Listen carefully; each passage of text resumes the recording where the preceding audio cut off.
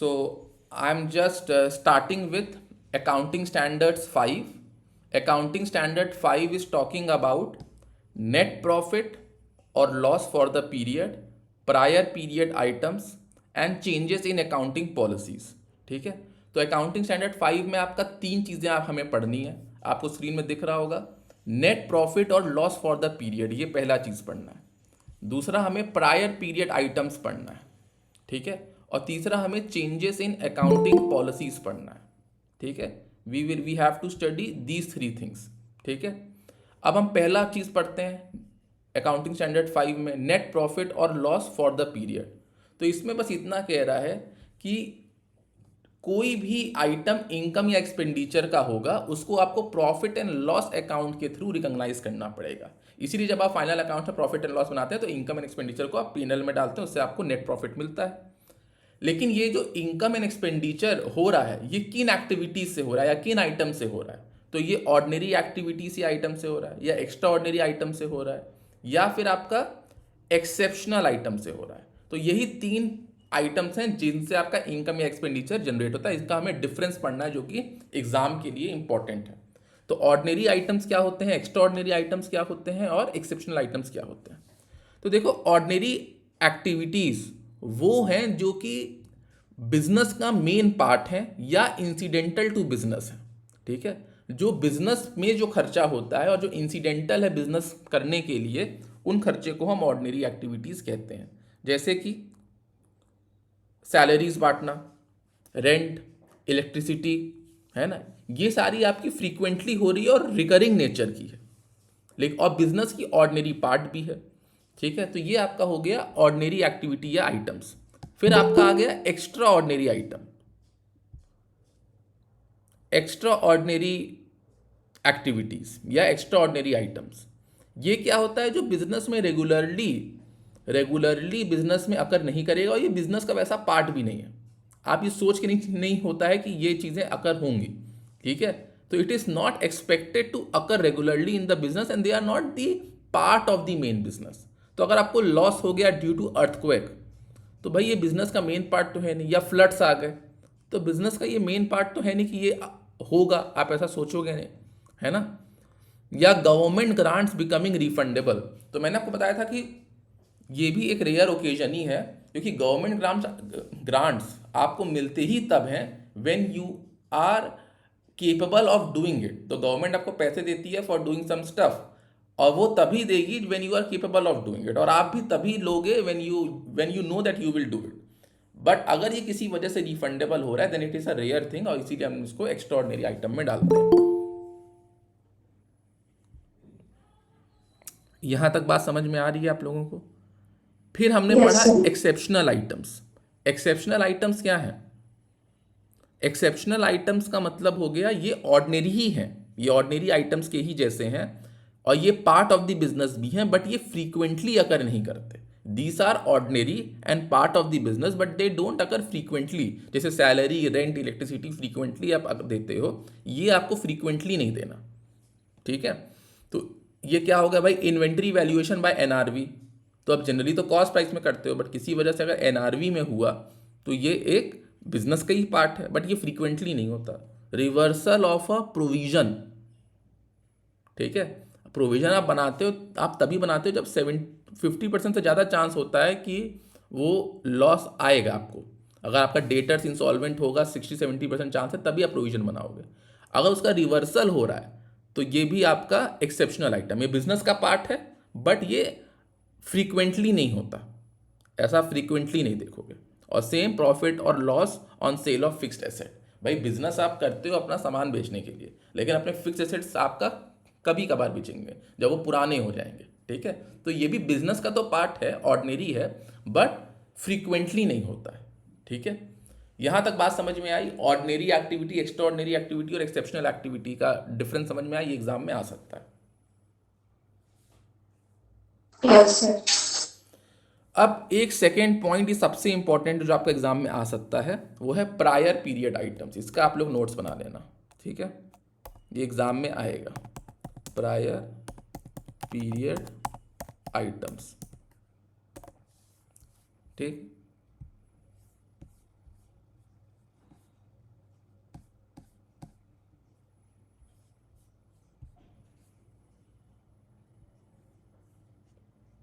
देखो, prior period item क्या होते हैं?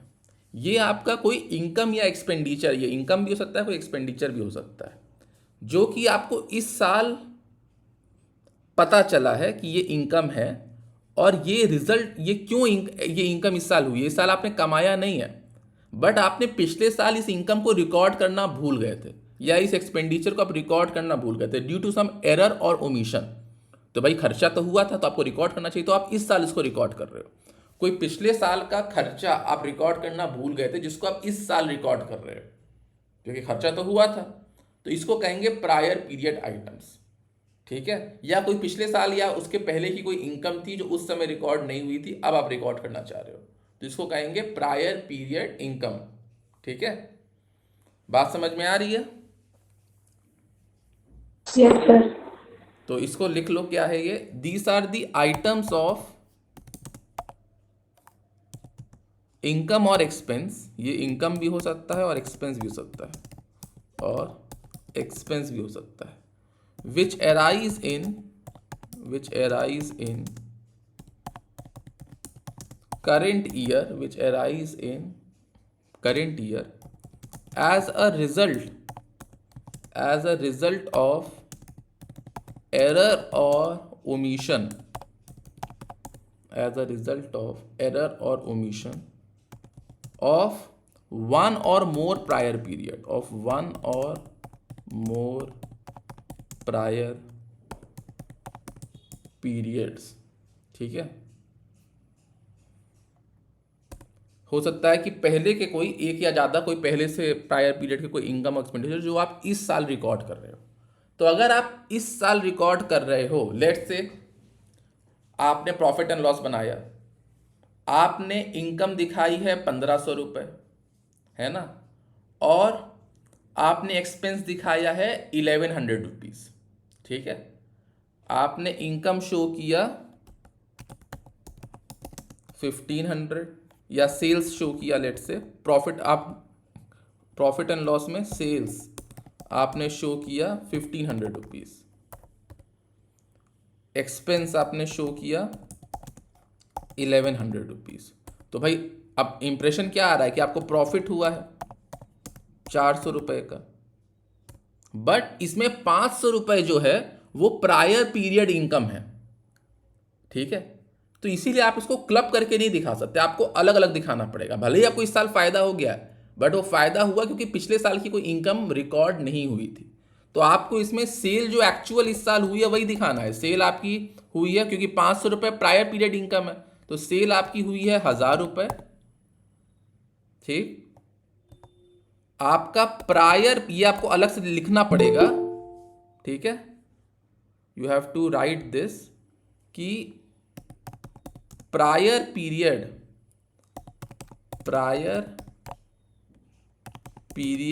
इनकम, प्रायर पीरियड इनकम आपकी हुई है 500 रुपये की। इसका आपको अलग से शो करना पड़ेगा। सेल 1000 रुपये की हुई है, प्रायर पीरियड इनकम आपकी 500 रुपये की हुई है, ये आपको अलग से शो करना पड़ेगा। ठीक है? और एक्सपेंस आपका 1100 का हुआ है, और प्रॉफिट आपका फिर आप लिख सकते हो 400 रुपये का हुआ है, ताकि इन्वेस्टर को पता चले कि भाई अगर ये प्रायर पीरियड इनकम नहीं होती तब तो इनको लॉस होता, इनको तो 100 रुपये का लॉस होता। ये तो प्रायर पीरियड इनकम के वजह से इनको 400 रुपये का प्रॉफिट हुआ है। ठीक है?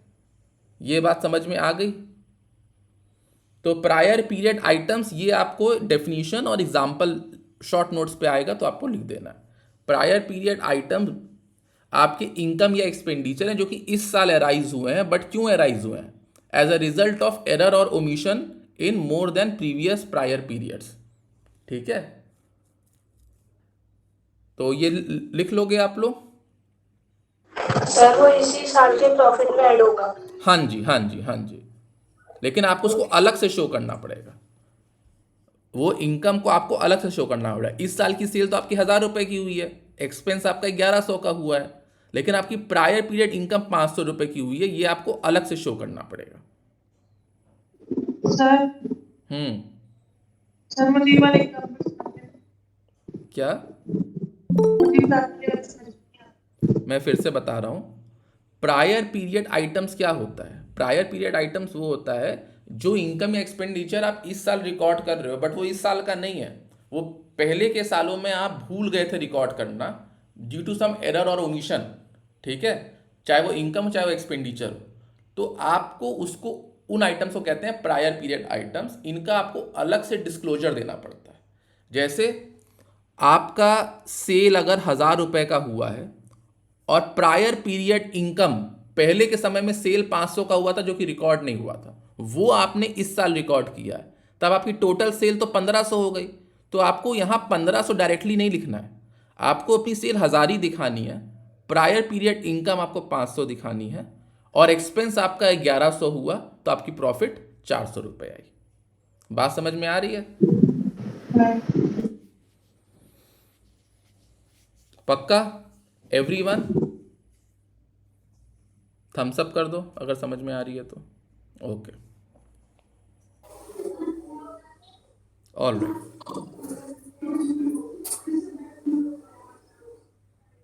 गीतिका आपका माइक ऑन है। हाँ, नाउ यू जस्ट सी। अब आपका यही दो चीज इसमें इंपॉर्टेंट है, बाकी चीजें इंपॉर्टेंट नहीं। आपका दो ही थियरी क्वेश्चन बन सकता है इससे। पहला क्या है, ordinary activity, extraordinary activity and exceptional activity में क्या फ़र्क है, और सेकेंड प्रायर पीरियड आइटम्स क्या होते हैं, ठीक है। अब आपका इसमें एक और चीज़ है जो आपने ऑलरेडी AS1 में भी पढ़ा हुआ है, लेकिन इसमें पहले हम लोग दो चीज़ें करते हैं। थर्ड पार्ट क्या है इसका, चेंज इन अकाउंटिंग पॉलिसी। तो अकाउंटिंग पॉलिसी से पहले आप समझ लीजिए चेंज इन अकाउंटिंग एस्टिमेट, ये इसमें ज़्यादा अच्छा कवर्ड है। Changes in accounting estimate. तो देखो अकाउंटिंग एस्टिमेट क्या होता है। अकाउंटिंग एस्टिमेट आपका पर्सनल होता है कि भाई अगर आपके डेटर्स 2 लाख के हैं, आपको लग रहा है एक्सपीरियंस से कि 20,000 के तो डेटर्स जो हैं वो क्या होते हैं, इंसॉल्वेंट हो जाते हैं या वो पैसा नहीं देते हैं, है ना। तो आपने प्रोविजन बनाया है 1 लाख के आपके डेटर से 20% पे आपने बनाया है। तो ये 20% का फिगर कैसे आया, ये आपने अकाउंटिंग एस्टिमेट किया, आपने एक एस्टिमेट किया कि क्या नाम है, डेटर जो है 20% तो डिफॉल्ट करते ही करते हैं, जो पेमेंट नहीं देते, ठीक है। चेंजेस इन, तो ये क्या हो गया, ये अकाउंटिंग एस्टिमेट हो गया। ये आपने अपने ऑर्गेनाइजेशन अपने पर्सनल एक्सपीरियंस से बनाती है, ठीक है। आप हर साल आपका टैक्स जाता है लेट से 50,000 रुपये, ठीक है। इस साल जो है आप हर साल टैक्स 50,000 रुपये जाता था तो आप प्रोविजन बनाते थे 50,000 रुपये का। इस बार जो है आपका एस्टिमेट 50,000 का, जो एस्टिमेट आपका रहता था कि टैक्स तो 50,000 का ही बनेगा, इस बार वो बना है 1,00,000 रुपये का।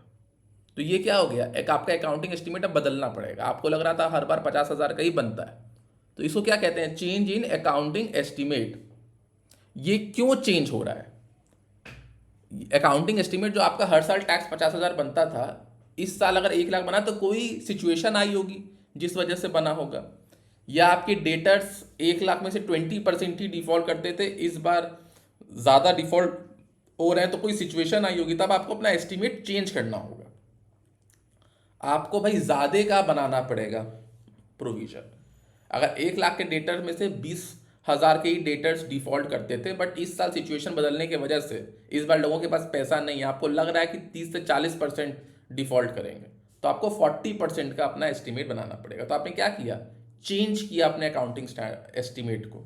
तो एस्टिमेट आपका अकाउंटिंग पॉलिसी कोई नहीं है, अकाउंटिंग पॉलिसी तो आपको ICAI या उससे मिलती है, लॉ से, है ना। अकाउंटिंग एस्टिमेट आपका पर्सनल होता है, जो आप प्रोविजन बनाते हो आप अपने पर्सनल एक्सपीरियंस से बनाते हो। तो अगर कोई चेंज इन सिचुएशन है जिस वजह से आपका वो प्रोविजन बदल रहा है, तो उसको हम कहेंगे account change in accounting estimate. तो estimate is revise due to change in situation on the basis of which estimate was made, ठीक है। So estimate is revised due to change in situation on the basis of which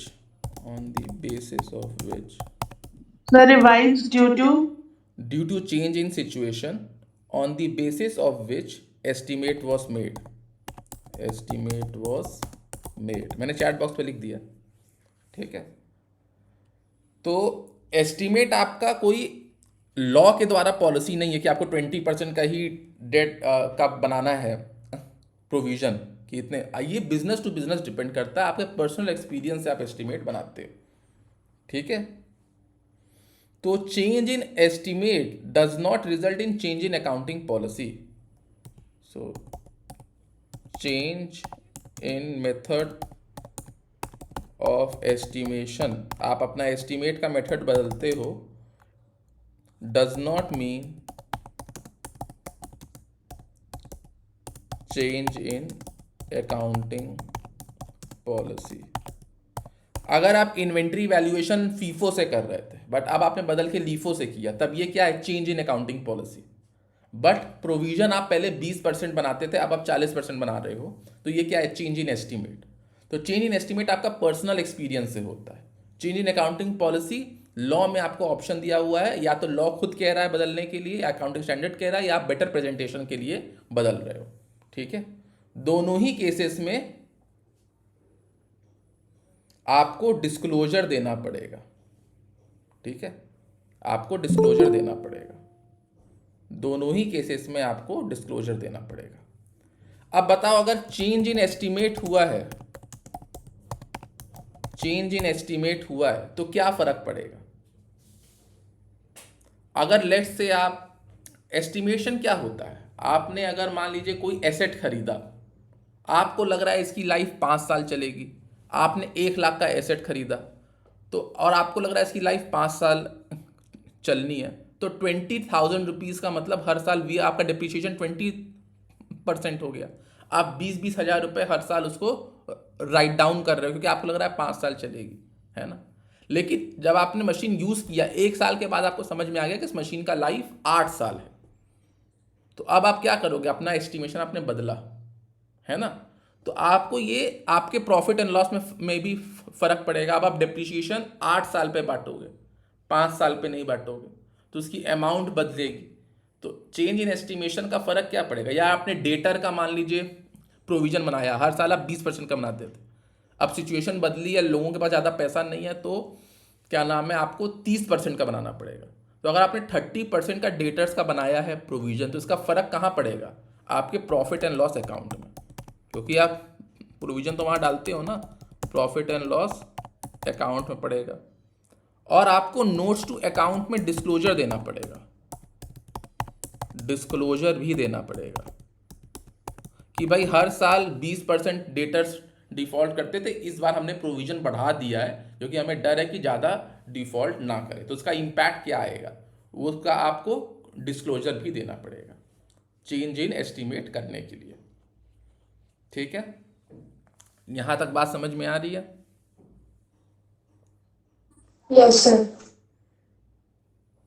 okay. तो आपके exams के लिए इसमें तो सब जो मेजर इंपॉर्टेंट पॉइंट है वो यही है, प्रायर पीरियड आइटम्स और extraordinary activity, ordinary activity and exceptional activity में फ़र्क क्या है। ये अगर आपने ये दो आपके बीकॉम ऑनर्स के एग्ज़ाम के लिए इनफ रहेगा। यहाँ तक बात समझ में आ रही है आप लोगों को? Yes sir. अब इससे हम लोगों क्लास अपना एंड करते हैं। All right.